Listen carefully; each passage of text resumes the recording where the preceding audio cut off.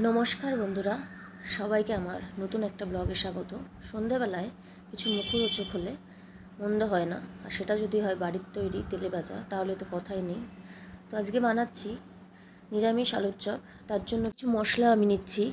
1 চামচ ধনে, 1 চামচ মৌরি, 1 চামচ জিরে, শুকনো লঙ্কা 2-4টে, আর অল্প গরম মশলা। এগুলোকে শুকনো খোলায় প্রথমে ভেজে নেব। আর নামানোর আগে খুব অল্প একটু কসুরি মেথি দেবো, দিয়ে ভালো করে ভেজে এগুলোকে ড্রাই রোস্ট করে এগুলোকে আমি নামিয়ে নেব। দিয়ে মিক্সিতে একটা মশলা বানিয়ে নেব, গুঁড়ো মশলা।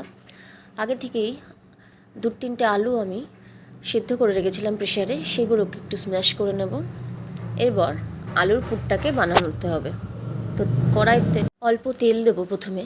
যেহেতু নিরামিষ, তাই একটু নারকেল, বাদাম এগুলো পড়লে ভালোই লাগবে, তাই নারকেলটাকে প্রথমে ভেজে নেব কুচো করে। এরপরে অল্প করে এমনি বাদাম, সেটাকে ভেজে নেব, নামিয়ে রাখবো। এরপর কড়াইতে অল্প তেল দিয়ে তার মধ্যে আদা কুচি, লঙ্কা কুচি দিয়ে একটু ভাজা করে এর মধ্যে দেব নুন, হলুদ, যে গুঁড়ো মশলাগুলো প্রয়োজন। আর যেহেতু নিরামিষ, তাই 2-4টে চিনির দানাও দেব, আর দেব লঙ্কার গুঁড়ো। দিয়ে ভালো করে একটু মশলাটা নাড়িয়ে নিয়ে এর মধ্যে যে স্ম্যাশড করা আলু, ওটা দিয়ে দেবো। ভালো করে আলুর সাথে মশলাটাকে মিশিয়ে নেব। আর যে ভাজা মশলাটা করেছিলাম ওইটা 1 চামচ মতো দেব।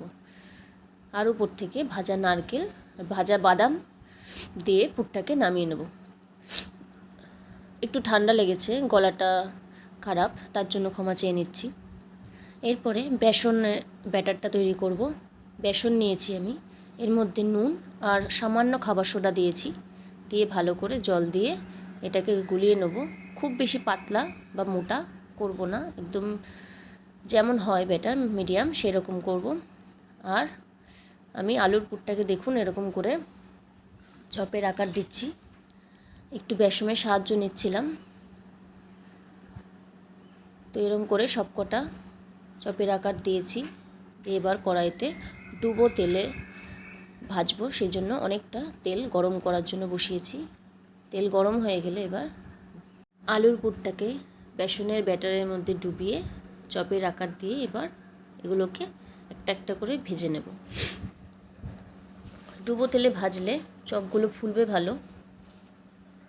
ডুবো তেলে করারই চেষ্টা করবেন।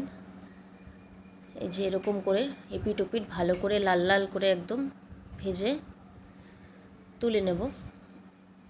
যতই দোকানেরটা খাই, তবে বাড়ির তৈরি জিনিসের স্বাদটা কিন্তু অন্যরকমই হয়, তাই না? সেটা খেতে বেশি মুখরোচকও হয়, আর আমাদের শরীরের জন্য সেটা ভালো। তো এরকম করেই সব কটা চপ আমি তেলের মধ্যে দিয়ে করে নেব, আর এটাকে মুড়ির সাথে সার্ভ করব। সন্ধেবেলার মেনুটা একদম জমে যাবে। চা, মুড়ি, সাথে বাড়ির তৈরি নিরামিষ আলুর চপ। আমার মেয়ের তো খুব ভালো লেগেছে, ও খুব ভালো খেয়েছে। আপনাদের কেমন লেগেছে অবশ্যই জানাবেন। আর ভালো লাগলে লাইক, শেয়ার এবং সাবস্ক্রাইব করে দেবেন। ও বাই করে দিচ্ছে, তা আমিও করে দিলাম আপনাদের সবাইকে। বাই।